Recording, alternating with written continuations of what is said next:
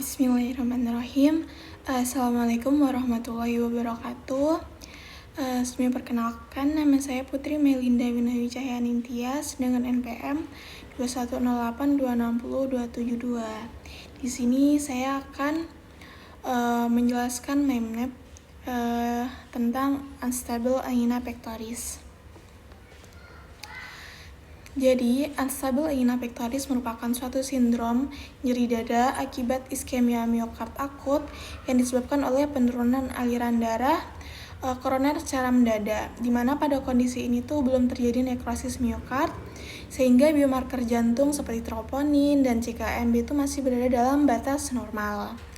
Berbeda dengan angina stabil, pada unstable angina itu dia nyeri dadanya itu muncul secara tidak terprediksi, di mana itu dapat terjadi saat istirahat dan cenderung semakin memberat atau semakin sering. Maka oleh karena itu, unstable angina pectoris itu termasuk ke dalam spektrum akut coronary syndrome, di mana dia tuh beresiko berkembang menjadi infark miokard apabila tidak ditangani dengan cepat. Untuk etiologi atau penyebab utama dari unstable angina pectoris itu adalah ruptur atau plak aterosklerosis pada arteri koroner, di mana proses ini tuh akan memicu pembentukan trombus parsial yang akan menghambat aliran darah ke miokard, namun belum sampai menyebabkan sumbatan total. Selain itu, unstable angina juga dapat disebabkan oleh vasokonstriksi atau spasme arteri koroner yang menyebabkan penurunan aliran darah secara tiba-tiba. Lalu untuk faktor lain yang berperan itu juga adanya ketidakseimbangan antara kebutuhan dan suplai oksigen miokard. Kebutuhan oksigen itu dia dapat meningkat pada kondisi seperti takikardi, hipertensi maupun stres. Sementara itu, suplai oksigen itu dia dapat menurun pada kondisi anemia, hipoksemia maupun hipotensi. Dan ketidakseimbangan inilah yang akhirnya akan memicu iskemia miokard dan nyeri dada. Lalu untuk faktor resikonya itu ada faktor yang tidak dapat dimodifikasi dan dapat dimodifikasi. Untuk faktor yang tidak dapat dimodifikasi itu adalah meliputi usia lanjut, jenis kelamin laki-laki, serta riwayat penyakit jantung koroner dalam keluarga. Yang dapat dimodifikasi itu antara lain adalah merokok, hipertensi, diabetes mellitus, dislipidemia, obesitas, kurangnya aktivitas fisik, serta stres psikologis, di mana faktor-faktor itu akan berperan penting dalam pencegahan kejadian kardiovaskular. Lalu untuk tanda dan gejala sendiri, diantaranya ada gejala utama, yaitu adanya nyeri dada yang muncul secara tiba-tiba, lalu dia semakin sering dan semakin memberat. Dan nyeri dadanya itu dapat terjadi saat istirahat maupun aktivitas ringan, dan memiliki karakteristik seperti menekan berat maupun terasa seperti terbakar. Berbeda dengan angina stabil, nyeri pada unstable angina itu dia tidak hilang sempurna dengan istirahat atau pemberian nitrat, sehingga perlu diwaspadai sebagai tanda iskemia miokard akut. Untuk penjalaran nyerinya itu dia dapat menjalar ke lengan kiri maupun kanan, bahu, leher, rahang, punggung, hingga ke daerah epigastrium. Dan penjalaran itu dapat terjadi akibat iritasi serabut saraf visceral yang berhubungan dengan jantung.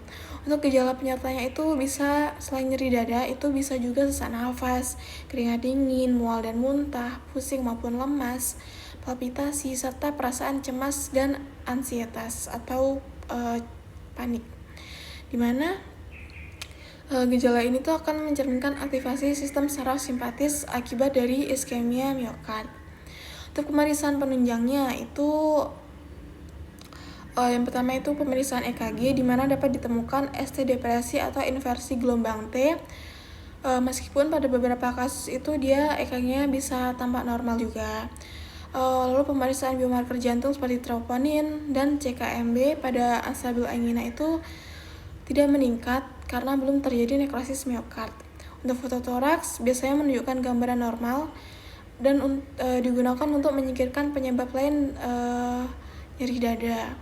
Untuk ekokardiografi itu dapat menunjukkan gangguan gerak dinding regional akibat iskemia, sedangkan angiografi koroner itu dapat memperlihatkan adanya stenosis koroner atau trombus non-oklusif. Untuk tata laksananya sendiri, mengikuti prinsip penanganan akut coronary syndrome dengan tujuannya itu adalah mengurangi iskemia, mencegah progres trombus, dan menurunkan resiko infark miokard. Di antaranya yaitu diberikan oksigen melalui nasal kanul 1 hingga 2 liter per menit, terutama bila terdapat tanda hipoksemia. Lalu bisa diberikan nitrat seperti isosorbidinitrat, digunakan untuk menyebabkan vasodilatasi koroner sehingga mengurangi beban kerja jantung dan nyeri dada. Lalu bisa diberikan aspirin sebagai antiplatelet utama untuk menghambat agregasi trombosit. Lalu clopidogrel sebagai antiplatelet kedua untuk menurunkan resiko pembentukan trombus lebih lanjut. Untuk edukasi dan prognosisnya itu, prognosis dari UAP atau unstable angina pectoris itu bervariasi tergantung pada kecepatan dan ketepatan pada penata laksanaan. Apabila ditangani dengan baik, maka kondisi ini dapat berkembang menjadi NSTEMI atau STEMI.